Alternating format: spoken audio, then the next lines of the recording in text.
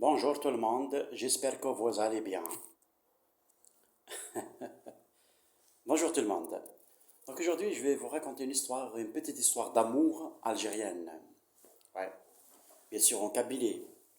Dans une petite ville de Kabylie, un jeune homme nommé Yanis, qui s'appelait Yanis, passait chaque matin devant une librairie pour aller au travail.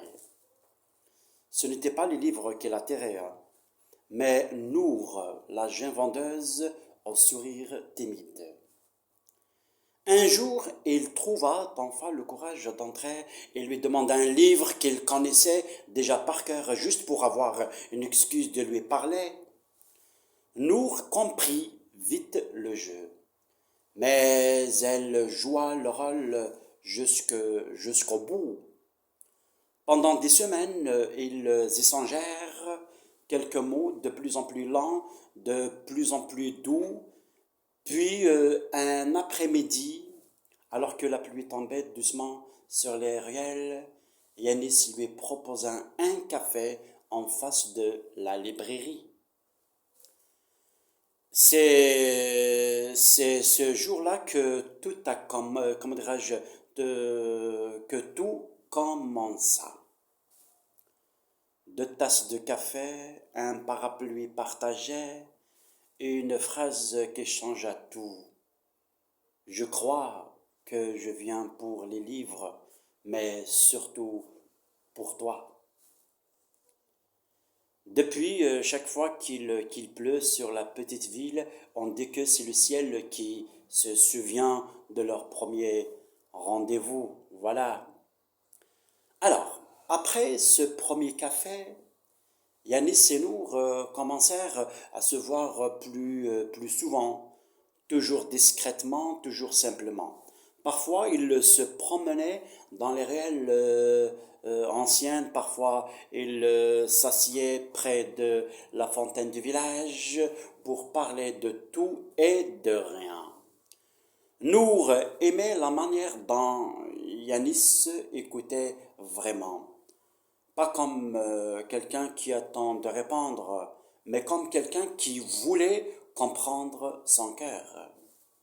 Et Yanis adorait la douceur de Nour, cette façon qu'elle avait, comment dirais-je, de sourire avant même de parler. Un dimanche matin, ils montèrent ensemble avec un petit point de vue qui dominait toute la vallée. Le vent était frais, les oliviers brillaient sous le soleil et on entendait au loin les enfants jouer.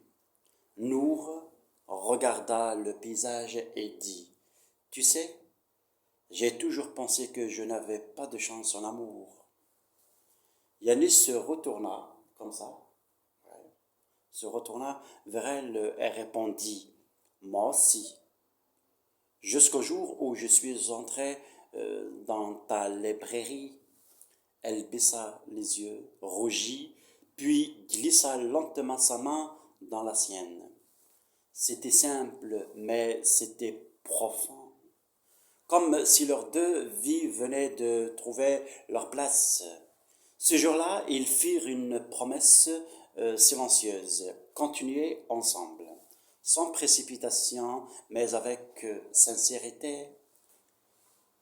Et en comment dirais-je, le fait de redescendre, voilà, redescendant le chemin, voilà. Je m'excuse, j'avais des blocages ici, hein. Des fois, ça m'arrive. Je mâche un petit peu mes mots, sans faire rien. Nour dit en riant, tu sais, tu n'as pas toujours lu le livre que tu m'as demandé la première fois? Yanis répondit, parce que ce jour-là, ce n'était pas le livre que je voulais, c'était un chapitre avec toi. C'était un chapitre avec toi.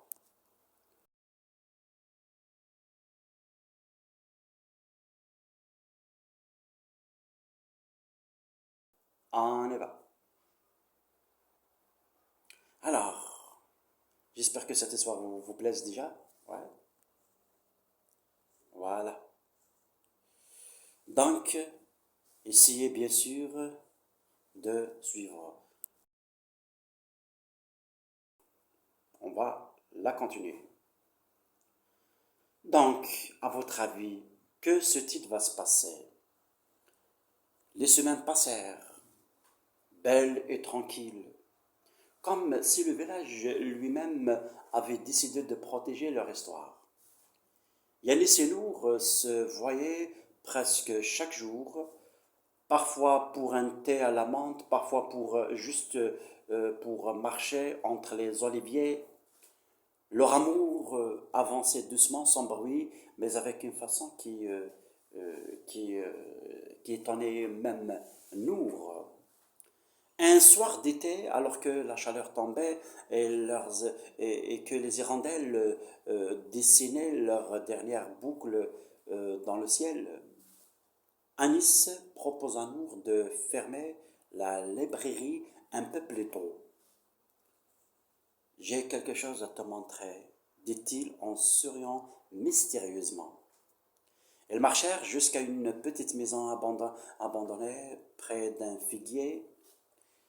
Les murs étaient vieux, couverts de chaux blanches, craquelés, mais la lumière du soleil couchant lui donnait un air presque magique. Pourquoi tu m'amènes ici? Demanda Nour. Yanis inspira profondément. C'était la maison de ma grand-mère. Je veux la rénover et j'aimerais que ce soit notre endroit en nous deux. Nora resta silencieuse quelques secondes. Ses yeux brillaient, mais elle ne voulait pas pleurer. Tu es sûr de moi? Elle s'approcha d'elle et répondit. Depuis le jour où tu m'as souri derrière ton comptoir, je n'étais pas sûr que de ça. Elle posa sa main sur sa joue, émue. Alors oui, je veux construire cet endroit avec toi. Les mois suivants furent remplis de travaux, de peinture, de poussière et de rire. Chaque pierre remise en place, chaque branche d'olivier coupée était un petit morceau de leur avenir. Et quand la maison fut enfin prête, modeste mais chaleureuse, ils organisèrent un petit dîner sur la terrasse. Le ciel était clair, les étoiles nombreuses et le parfum des figuiers flottaient dans l'air. Yanis prit la main de Nour. Nour, je t'aime. Moi aussi, Yanis, depuis longtemps. Ce fut leur premier vrai aveu, simple et silencieux. On dit encore aujourd'hui que si l'on passe près du figuier un soir d'été, on peut entendre deux rires se mêler doucement au chant des cigales. Et certains affirment même que l'amour là-bas a trouvé une petite maison blanche où se reposer. Merci, merci, merci beaucoup et merci beaucoup. Voilà, juste pour se détendre, j'ai essayé quand même d'imaginer des histoires comme ça. Oui, peut-être c'est passé dans la vie réelle. Et voilà, donc dans la vie, oui, il faut construire la vraie vie, oui, avec des principes pleins d'extase, de principes, de courage, même également de béatitude. Et au revoir. Merci beaucoup. Vous êtes formidables.